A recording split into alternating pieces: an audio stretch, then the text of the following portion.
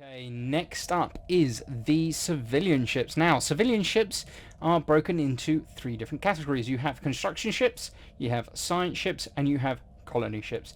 First and foremost, colony ships are very rarely built. They are literally, well, they very rarely appear in the civilian ships section. Generally, you're only constructing one because you intend to inhabit a planet. So you construct it, and then you set it off on its way to inhabit a planet, and then it's gone. So it's nice and simple. It appears and it disappears. That is the life cycle of the ship. The other ships, the construction ships and the science ships, are typically there throughout the entire game. Construction ships are your builders, as quite rightly is in their name. When you select them, you can see here they can build frontier outposts, they can build mining stations. Mining stations are the things that generate those key resources we spoke about in the other video, which was your energy credits and your minerals. They are built in anywhere that has been surveyed by a science ship, which we'll get into in a second, that then shows the resources are available in that system. If you literally, so I've got a system down here at the moment, as you can see, I have three types of things in this system. It's 3 energy credits, 4 minerals, and 3 physics. But you can see here that the writing for the energy credits is green and the minerals is green, but the one for the physics research is actually white.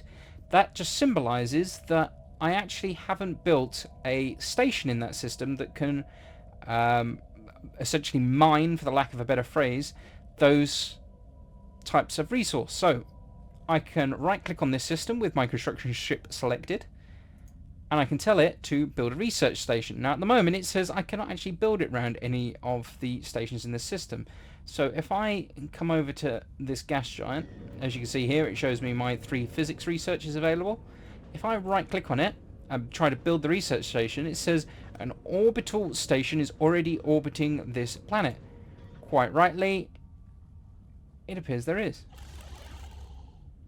which is actually a mining station. So I'm guessing the mining station here is actually, for some reason, I should be able to swap that over. Yeah, so I could actually destroy that and build a research station there if I want. This is actually a mining station on a planet that no longer appears to have any minerals on it. So I would destroy that, like so. And in turn, I can now build a research station.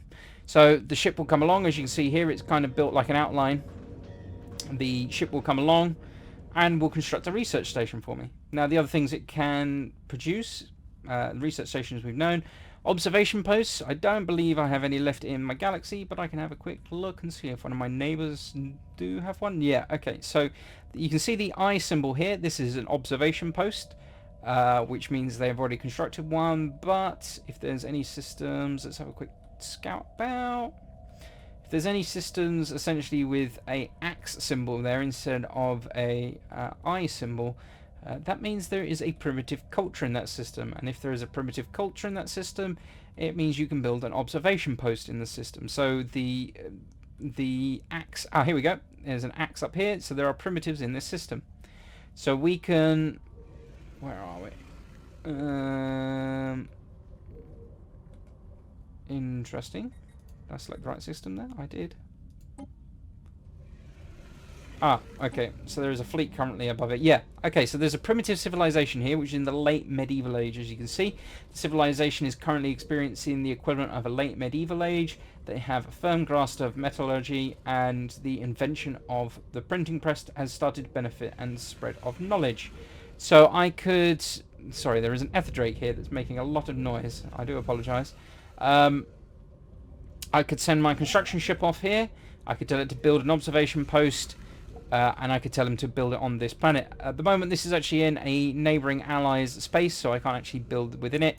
But essentially what that observation post will do, at the cost of 50 minerals, is at its basic level will provide a nominal amount of 3 to 5 society research. The other thing is, when a civilization like that is growing and developing, is once it reaches a certain age, you can actually accelerate its growth, so you can get it to become an empire on itself.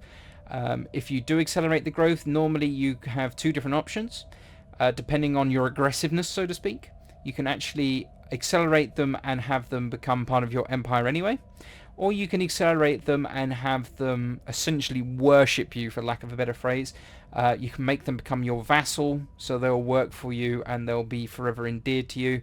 After they've existed for, I believe it's 20 years, you can actually integrate them into your society anyway if you want to do it around that way. You can set the fleet stance for this ship. You can have the option of evasive, passive. It's not aggressive because it doesn't have any weapons, but essentially your two options here is evasive. If there is an enemy fleet in the system, it will do its best to run away from the entire system. But passive means if there is an enemy fleet in the system, it will ignore them and carry on about its business. Generally, there's not a good reason to use passive.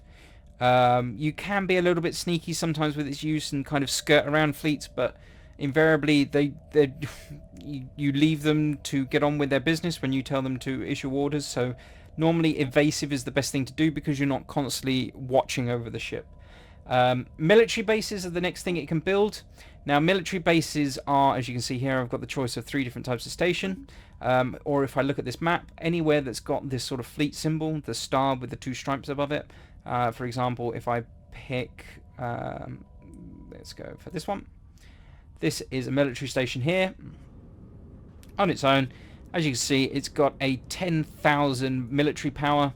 It just means if anybody jumps into this system and starts attacking, that it's just a station that will prevent the attack from occurring.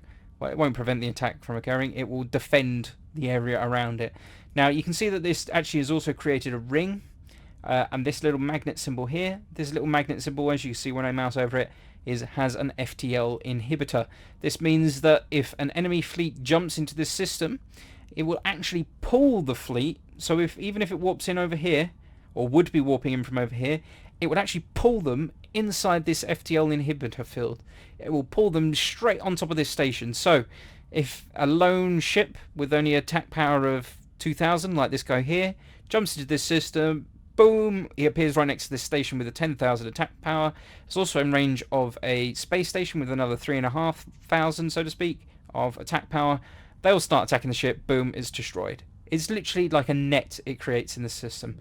You have several different sizes, and with the different sizes come different attack powers. As you can see on here, you can have, the biggest one is a fortress. You can have a middle-sized one, which is a defense station, or you can have the smallest one, which is a defense platform. They all have their perks. Some are bigger, some are smaller. As you can see, depending on the amount of energy you have in excess, they also have higher energy amounts of cost.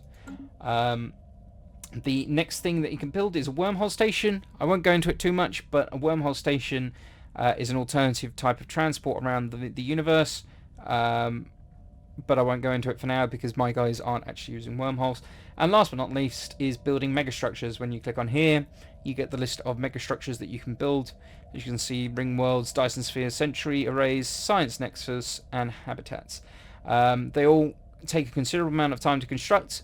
And most of them, in fact I believe all of them except for habitats, have additional levels of construction. So even though this phase of construction requires, say, 10,000 minerals, the next phase may require 50,000 minerals, for example. But once the initial phase is complete, your construction ship is no longer required. So this Dyson sphere, for example, is actually producing 1,000 energy for me, but I had the initial construction of the Dyson sphere, and then I had an additional 4 levels of construction following on from that. So it takes a considerable amount of time to fully build a megastructure. As you can quite rightly see, 1,000 energy is no menial thing. That's a lot of energy for it to be producing. So it does take quite a lot of time. So it does make it very vulnerable as well. So placing it quite deep within your empire is normally a good move. These are the habitat structures, as I went into them in an early video. It's just an alternative way of providing habitation within a system, normally above a planet that's not actually inhabitable. So, for example, a gas giant here. The other type of megastructure, I believe I've got one in this system. Let's have a look around. Yeah, I have a sentry array, which is this structure here. What a sentry array does is actually provides me with, as you can see here, a sentry array extends the sensor range to cover the entire galaxy. In short, it means that I can look at anyone, anywhere, anytime. There is no hiding from me.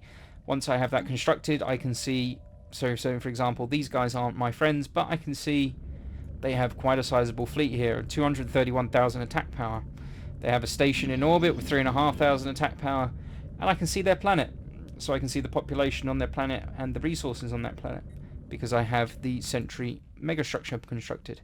My ally Spix actually has a science one constructed. I have done the majority of my science research, so I didn't bother. Let me see if I can quickly find it while I'm looking around. And the other type of structure is actually a ring world, and ring worlds are essentially an alternative type of habitat. You place them in a system that has a star that... you would place them in a system that has no other inhabitable planets, and you place it around the star, and essentially you can inhabit the rings on the ring world. This is the other type, a science nexus. As you can see, it provides quite a massive bonus to the amount of physics, society, and engineering type of research. Again, it takes several phases to build, but it's quite an amazing structure, if I do say so myself. And that is the types of megastructures, and that is the civilian ships. The science ships. Now, science ships, construction ships require no individual scientists or anyone to run them. Science ships, however, do require you to employ a scientist to run them. I have 2 science ships here which both have scientists on board, and one without, just to show you the difference. The science ship without anybody on board cannot actually do anything. It's literally used for exploration and nothing else. The other 2 scientists on board these 2 ships are used for projects. Now you can see here there is an anomaly in this system. If I right click on it, it takes me to the system, and if I right click again, it'll actually send this science vessel to investigate this type of research. You can see here there is a special project that is also outstanding. If I select my other science vessel, I can just right click there. Oh, excuse me, he's already in orbit, so I don't actually even have to do that. So if I just right click there, and then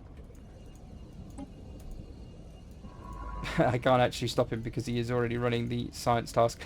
Normally you can right click on a planet. Let's just quickly zoom out here.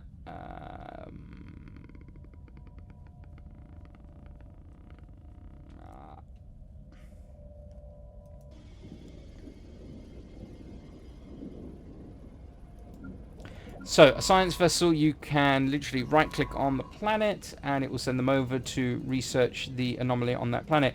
You can also right-click from this menu, so you can see there is a special project in this system. If you hold Shift on your keyboard and then right-click, you get the option to either move there or research the project in the system. This guy's not of a high enough skill level, so he can't actually research it, but you can also queue it up that way. When you're early on in the game, you can also survey systems this way. So, for example, surveying a system will reveal the types of resources in that system and if there is an inhabitable planet.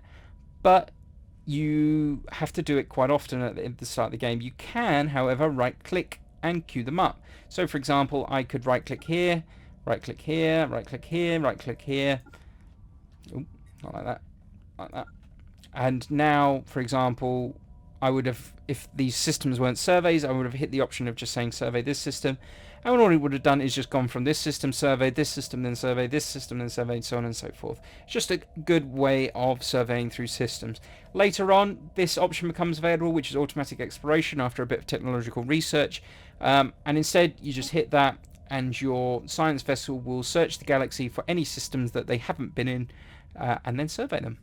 And that is the civilian ships section.